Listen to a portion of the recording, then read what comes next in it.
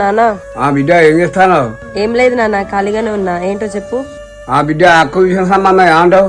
మళ్ళీ ఏంటి నాన్న, సంబంధం అని చెప్తాను. నాకు నచ్చినప్పుడు పెళ్లి చేస్తా అని చెప్పినావు కదా. మంచి సంబంధం బిడ్డ, ఏదైనా నీ గురించే కదా ఆలోచించేది. నా మంచి కోసమే అయితే నేను చెప్పేదాకా వెయిట్ చేయి. ఒకసారి ఆలోచించు బిడ్డ, తొందరపడకు. ఆలోచించేది ఏం లేదు నాన్న, నేను ఇప్పుడే పెళ్లి చేసుకోను. ఇంకొకసారి పెళ్లి గురించి మాట్లాడాలనుకుంటే నాకు కాల్ చేయకు.